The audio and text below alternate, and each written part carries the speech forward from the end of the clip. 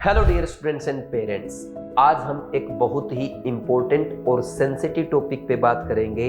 NEET 2027 के लिए drop करूं या नहीं। सबसे पहले मैं आपको 3 पॉइंट्स क्लियर कर देता हूं। फर्स्ट, मैं आपके साथ ऑनेस्टली बात करूंगा और जो भी मेरे पॉइंट्स होंगे 1 बाय 1 आपके सामने रखूंगा, इसलिए वीडियो थोड़ा सा लेंथी रहेगा। प्लीज आप पेशेंस बनाए रखें और पूरा वीडियो देखने के बाद ही डिसीजन लें। सेकंड, आपका जो भी डिसीजन होगा वो इमोशनल नहीं होना चाहिए।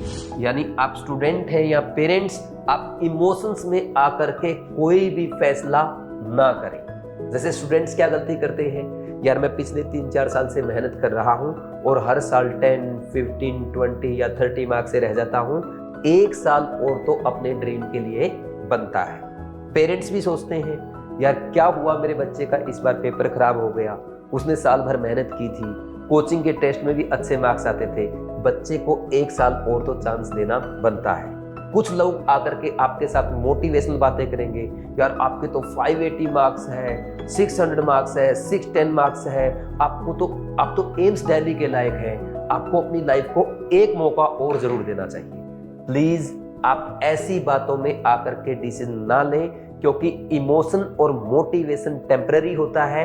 ये 2-3 महीने तो काम करता है, फिर उसके बाद फेल हो जाता है। और आपकी ड्रॉप ईयर की जो जर्नी होती है वो 1 साल की होती है और वो आसान नहीं होती। इस जर्नी में कभी कभी आपके साथ ऐसा होगा कि आपके अच्छे मार्क्स आ रहे हैं, आपको सब पॉजिटिविटी नजर आ रही है, फिर थोड़े टाइम के बाद ऐसा लगेगा, यार मुझे कुछ भी याद नहीं हो रहा, मेरा बैकलॉग हो गया, मेरे मार्क्स भी कम हो गए, रैंक पीछे चली गई, पीयर प्रेशर होगा, इमोशनल ब्रेकडाउन होगा। आपको एक टाइम ऐसा लगने लगेगा, यार मैंने ड्रॉप ईयर लेके गलती कर दी। तो उस टाइम पे कोई भी इमोशन और मोटिवेशन काम नहीं करेगा। सो प्लीज आप विदाउट इमोशंस और विदाउट मोटिवेशन ही डिसीजन लें। Third and most important point, आप ये कंप्लीट वीडियो न्यूट्रल होकर के देखें। यानी मेरे कहने का मतलब है, अगर आप एक स्टूडेंट हैं तो आप इस वीडियो को अपने लिए ना देखें, ऐसा मान के देखें कि आपका कोई छोटा भाई या बहन है जो पिछले 3-4 सालों से मेडिकल के लिए प्रिपरेशन कर रहा है और हर बार वो थोड़े से मार्क्स से रह जाता है।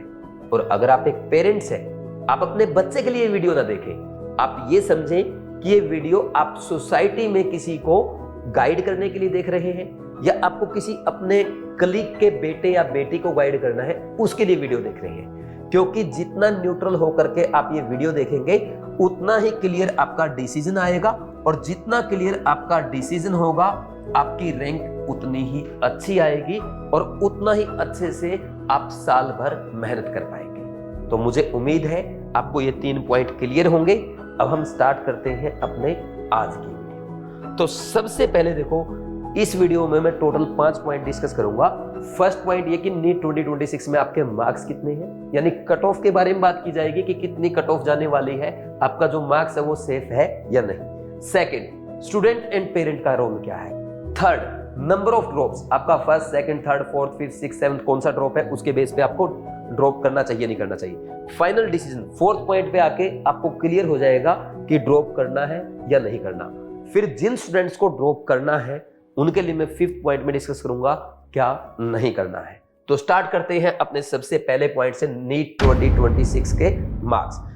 देखो, अगर बात करें कट ऑफ की, आप सबको पता है ना, पेपर आसान था और चारों तरफ ये सुनने को मिल रहा है, हर कोचिंग ये क्लेम कर रही है हमारे 720 आउट ऑफ 720 आएंगे। सोचो आप 10-15 बच्चों के भी अगर 720 आउट ऑफ 720 आते हैं तो कंडीशन ठीक वैसी होगी जैसी नीट 2024 में थी। और उस टाइम कट ऑफ कितना गया था, 652। यानी हो सकता है इस बार चीटिंग नहीं हुई हो, 652 तो कट ऑफ ना जाए, लेकिन 20-25 नंबर कम तो जाएगा।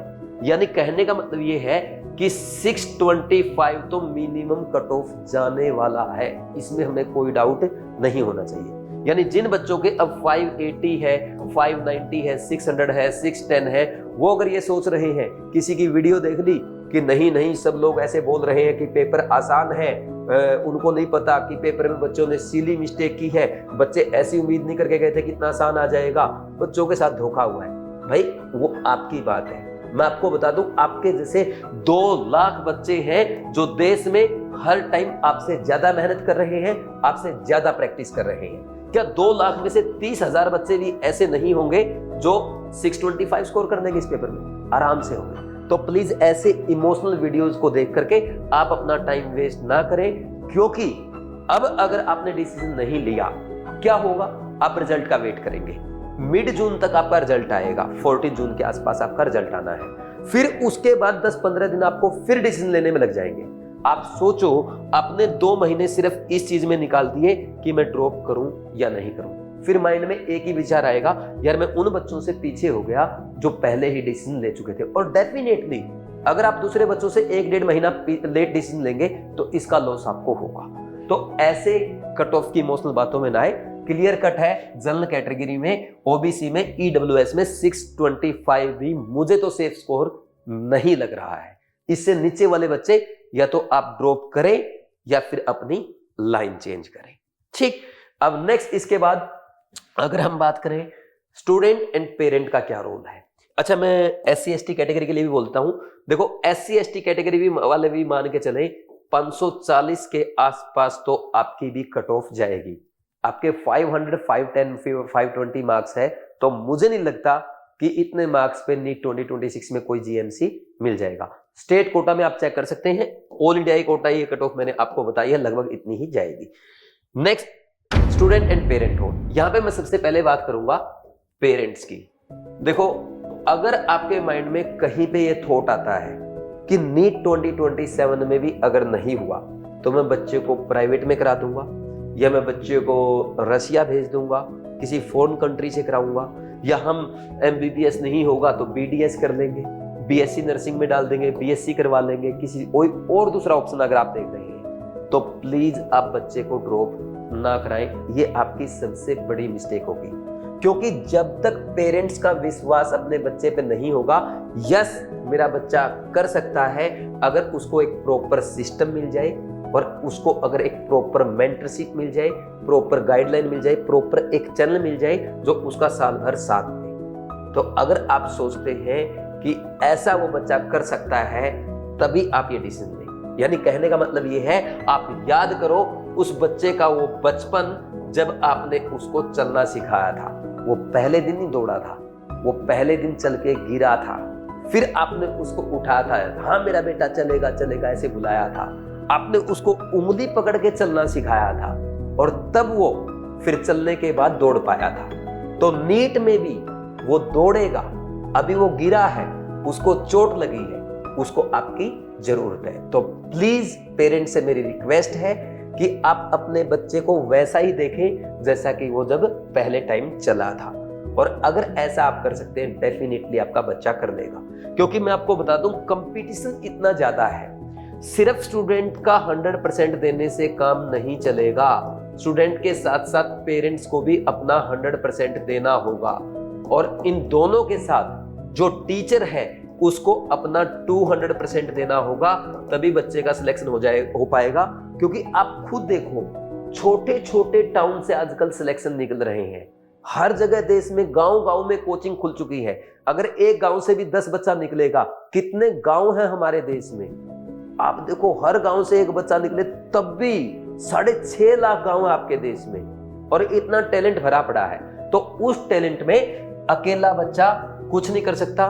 बच्चे को पेरेंट्स का साथ चाहिए होगा, और साथ में उन टीचर का साथ जो बच्चे और पेरेंट्स से भी ज्यादा मेहनत कर सके।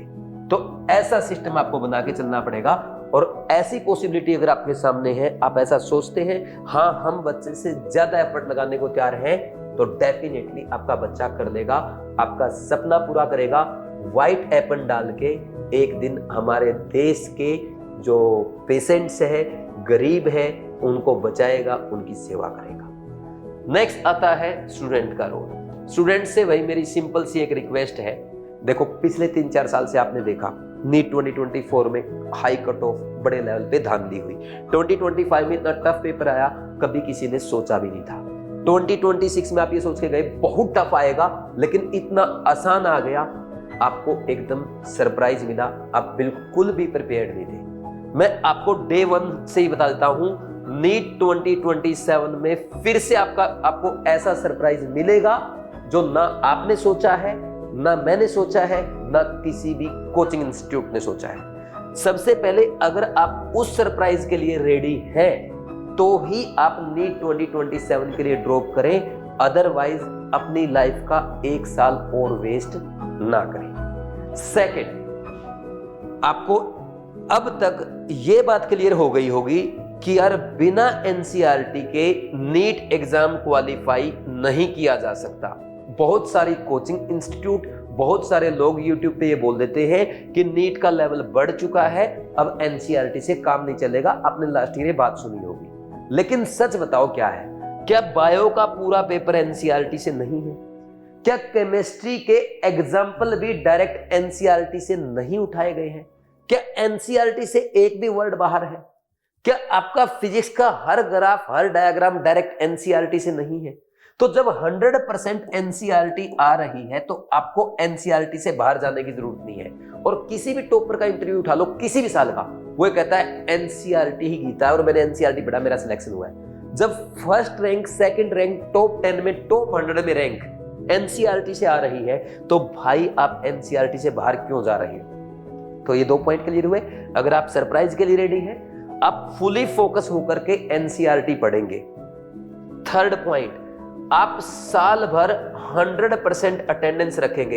ये नहीं सोचेंगे कि मेरे तो यार 580 मार्क्स है, अगली बार अगर पेपर इजी आया मुझे तो बस 70-80 नंबर और बढ़ाने, आराम से जीएमसी मिल जाएगा। इस गलत फहमी के साथ आप प्रिपरेशन नहीं करेंगे। आप अपनी प्रिपरेशन करेंगे बिल्कुल जीरो से, बेसिक से, सब कुछ भूल के जो आपको आता है, एक नए स्टूडेंट की तरह। आप ये मानते हुए कि पहली बार आप नीट एग्जाम में अपीयर होने जा रहे हैं, उस थिंकिंग के साथ अगर आप 100% अटेंडेंस के साथ अपने मेंटर की, अपने गाइड की 100% बातों को फॉलो करते हुए, कंप्लीटली एनसीईआरटी डिपेंडेंट होकर के, रेगुलर मॉक टेस्ट प्रैक्टिस करते हुए, अपने टीचर के द्वारा बताई गई 3 राउंड स्ट्रेटजी को फॉलो करते हुए, हर टेस्ट का एनालिसिस करके, हर टेस्ट की मिस्टेक को लिख के अच्छे से रिवाइज करते हुए अगर आप प्रिपरेशन करने के लिए तैयार हैं तो आप ड्रॉप के लिए जा सकते हैं। यस, और इसमें कहीं भी आपको कोई भी डाउट है, यार सरप्राइज आएगा तो मैं तो घबरा जाता हूं, छोड़ दो, कोई फायदा नहीं। अगर आपको लगता है मुझे एनसीईआरटी में से प्रॉब्लम, मैं एनसीईआरटी नहीं कर पाऊंगा, या जिस कोचिंग में मैं जाने वाला हूं उसमें एनसीईआरटी नहीं पढ़ाई जाएगी, छोड़ दो, कोई फायदा नहीं है। अगर आपको लगता है कि मेरे तो बस, हाँ मैं तो 500 नंबर है, 550 नंबर है, 600 नंबर है, थोड़े और चाहिए, ये माइंड में कहीं है, तो प्लीज ड्रॉप ना करें, आपका नुकसान होगा। देखो मैंने बोला था मैं ऑनेस्टली बातें करूंगा और 1 बाय 1 एक एक बात क्लियर होगी। यहां तक आपको समझ में आ गया? ये बातें अगर पेरेंट्स और स्टूडेंट को क्लियर है, यस अगर आपका दोनों तरफ से आ रहा है, तो नेक्स्ट पॉइंट पे अब हम बढ़ेंगे, नंबर ऑफ ड्रॉप्स। देखो यहां पे मैं एक टीचर हूं और मेरा एक्सपीरियंस ये कहता है, अगर कोई एवरेज बच्चा है, वो फर्स्ट टाइम में, सेकंड टाइम में या थर्ड टाइम में आराम से नीट एग्जाम नहीं क्वालिफाई कर पाता, यानी एवरेज बच्चा है, उसको अच्छी कोचिंग मिल जाए और अच्छे से वो मेहनत करे और अच्छी किस्मत हो, तब चांस होता है फर्स्ट या सेकंड ड्रॉप में निकालने। तो प्लीज पेरेंट्स इस बात को जरूर समझें, अगर आपके बच्चे का ये फर्स्ट ड्रॉप था, सेकंड ड्रॉप था या पहला अटेम्प्ट था, तो आप कुछ भी ना सोचे उसके कितने भी मार्क्स आ रहे हैं। अगर आपको खुद के बच्चे पे विश्वास है और जो बातें मैंने बच्चे के बारे में बोली है उनको वो एग्री कर रहा है, तो प्लीज आप नेक्स्ट ईयर ड्रॉप के लिए जाएं, अदरवाइज ड्रॉप करने का कोई फायदा नहीं है।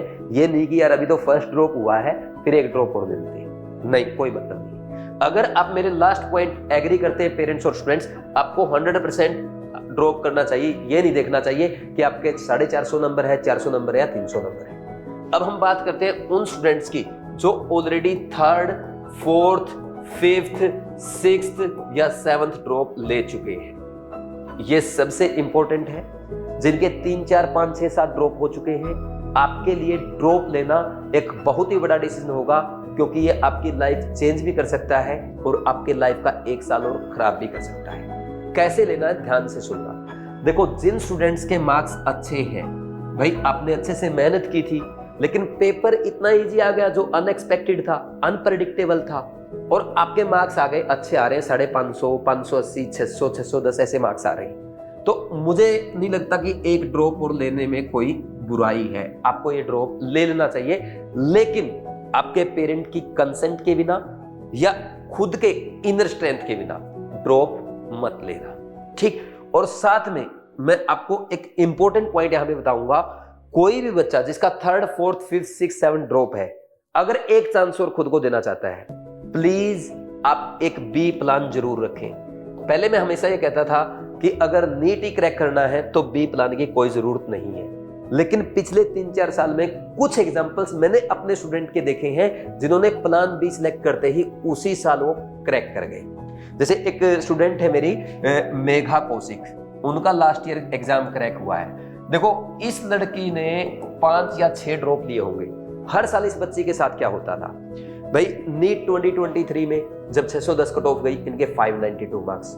नीट 2024 में जब 652 कट ऑफ गई, इनके थे लगभग 641 मार्क्स।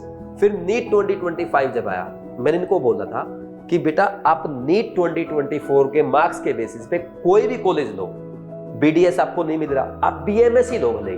तो इन्होंने घर के पास का बीएमएस कॉलेज लिया और मैंने इनको क्लियर बोल दिया था कि बीएमएस में जाना मत, आप भले ही वहां पे अटेंडेंस मत करना, लेकिन पूरी प्रिपरेशन अपनी नीट की करना। बाई चांस अगर हम फेल हो गए तो हम एक डिग्री में एनरोल हो चुके हैं और हमारे पास 1 साल कंप्लीट हो चुका है। सेमेस्टर में जो पेपर फेल होंगे उनके पेपर हम नेक्स्ट ईयर दे देंगे। तो बच्चे के पास जब एक सेफ ऑप्शन रहता है तो उसके ब्रेन पे ये प्रेशर नहीं आता कि कहीं इस बार भी फेल हो गया तो नेक्स्ट ईयर क्या करूंगा। तो ये बी प्लान आप जरूर लेके चले, क्योंकि पहले मैं भी मेरी गलती मानता हूं, मैं बच्चों को बोलता बी प्लान की क्या जरूरत है, जब आपका सपना क्लियर है डॉक्टर बनना है तो बी प्लान बजाए भाड़ में। देखो ये इमोशनल बात है, इसमें कोई डाउट नहीं है। तो सेफ आप साइड आपको लेके चलना पड़ेगा। पहले मैं ये गलती करता था, अब मैं अपने बच्चों को बोलता हूं ये गलती नहीं करनी। तो बी प्लान लो और पूरा एफर्ट अपना नीट एग्जाम के लिए दो, लेकिन वैसे जैसे मैंने पहले पीछे आपको बोला है ऑनेस्टी के साथ। और आपको मैं आगे ये भी बताऊंगा क्या नहीं करना, वो पॉइंट आप जरूर सुनना, ठीक। और अगर आपको लगता है नहीं यार अब तो टूट चुके हैं, अब तो हिम्मत हार चुके हैं, फैमिली भी सपोर्ट नहीं कर रही है, पापा पैसा देने से मना कर रहे हैं, तो प्लीज बेटर है आपको जो भी कॉलेज मिल रहा है आप उस कॉलेज में चले जाएं और नेक्स्ट ईयर के अपना बीडीएस है, बीएमएस है, बीएचएमएस है, बीएससी नर्सिंग है, या जो भी कॉलेज में आप जाना, जो भी आपको मिल रहा है वो लें, या आप साइड चेंज कर लें, बीएससी वगैरह कर लें। मेरी तरह आप बीएससी एमएससी करके कोई टीचर बन जाएंगे, अच्छे से कोचिंग चलाएंगे, अच्छा पैसा कमाएंगे, ठीक। या आप ये भी कर सकते हैं, डॉक्टर में इतनी साल मेहनत की है भाई, आप जज्बाती हैं, मेहनती हैं, हार्ड वर्किंग है, डेडिकेटेड है, इतना आप 2-3 साल अच्छे से यूपीएससी को दे दो, बीए बीएससी के साथ आप आईएएस बन जाएंगे। डिसीजन आपको लेना है। लेकिन अगर आपको लगता है सर की बातें अच्छी लग रही है, मेरे तो 300 नंबर है, 250 नंबर है, 350 नंबर है, चलो मैं भी ड्रॉप ले लेता हूं, ये गलती मत करना भाई। देखो आपने मेहनत भी नहीं की, आपका ड्रॉप भी 3रा 4था 5वां है, इस बार आपने मेहनत भी नहीं की थी, आप इस साल भी नहीं करेंगे, ये मैं पहले क्लियर कर देता हूं। हाँ अगर ऐसा हुआ है आपने मेहनत की थी, पेपर में घबरा गए थे, पेपर से पहले बीमार हो गए थे, आपके साल भर कोचिंग में भी अच्छे मार्क्स आते थे, बाई चांस ये स्कोर आया, फिर आप ड्रॉप कर सकते हो। बट अगर आपने मटरगस्ती की थी, पढ़ाई नहीं की, क्लास नहीं की, एनसीईआरटी नहीं पढ़ी, आपके नंबर 250-300 आ रहे हैं और फिर इमोशंस में आकर डिसीजन ले लिया, भाई अगले साल फिर मेरी यही वीडियो देखनी पड़ेगी, तो प्लीज ऐसा ना करें, ठीक। अब हम आगे बढ़ते हैं, ड्रॉप का क्लियर हुआ। नेक्स्ट इसके बाद अच्छा अगर आपका कोई भी पॉइंट क्लियर ना हो तो आप इस वीडियो कमेंट सेक्शन में कमेंट कर देना, या मैं आपको ना नंबर देता हूं अपना 9429693672, इस नंबर पे कॉल करके बात कर देना।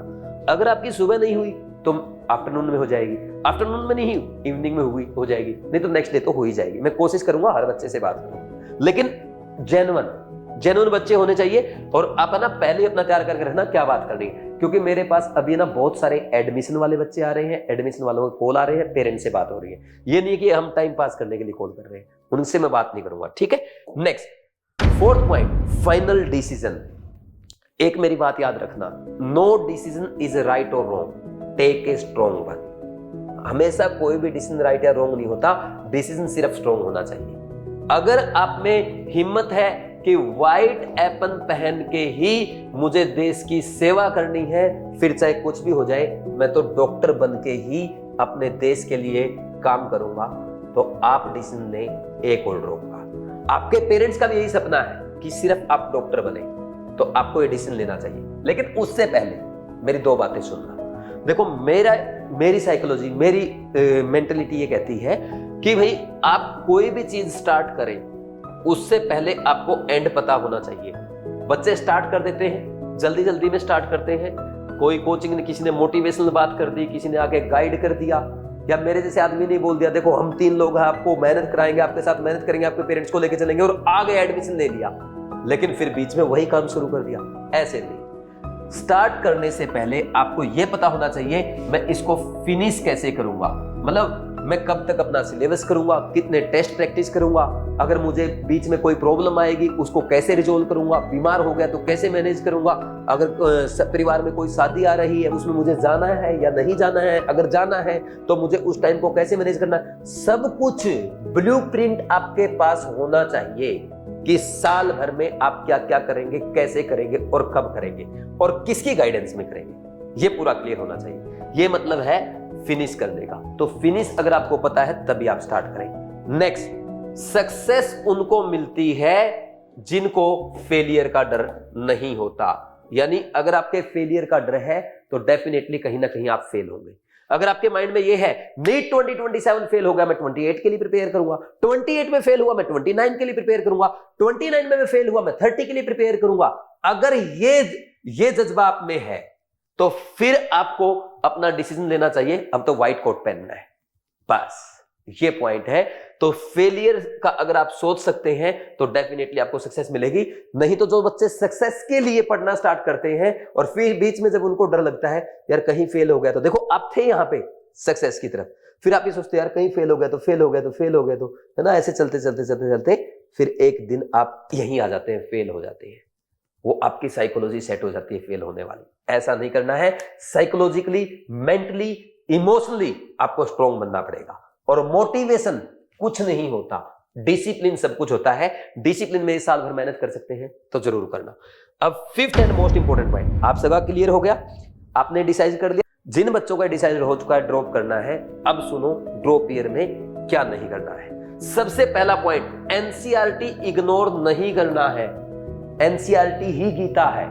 एनसीईआरटी आपको ना सिर्फ एग्जाम क्वालिफाई नहीं कराएगी, एनसीईआरटी आपको टॉप कराएगी। प्लीज एनसीईआरटी को इग्नोर ना करें। दूसरा, ये मान के ना पढ़े कि मैं ऑलरेडी 500 पे हूं, 600 पे हूं, आप 0 से स्टार्ट करें। तीसरा, आप बिना किसी मेंटर के, बिना किसी गाइड के, बिना किसी एक अच्छे काउंसलर के अपनी पढ़ाई स्टार्ट ना करें, क्योंकि इस जर्नी में बहुत सारे ब्रेकडाउन आएंगे। कभी आप घबराएंगे, कभी इमोशनल ब्रेकडाउन होगा, कभी आप साइकोलॉजिकली वीक हो जाएंगे, कभी आपका बैकलॉग हो जाएगा, कभी मार्क्स कम आएंगे, कभी घबराहट होगी, एंजाइटी होगी, छोड़ के भागने का मन करेगा, बहुत सारी चीजें होंगी। तो आपके पास एक ऐसा मेंटर, एक ऐसा काउंसलर होना चाहिए जो बड़े भाई बहन की तरह आपको साथ दे सके, आपकी हिम्मत बढ़ा सके। तो उस तभी आप प्रिपरेशन करें। और जब भी जो भी प्रिपरेशन आप करेंगे, आप कोचिंग देख के प्रिपरेशन ना करें कि ये बड़ी कोचिंग है इसका अच्छा रिजल्ट आता है।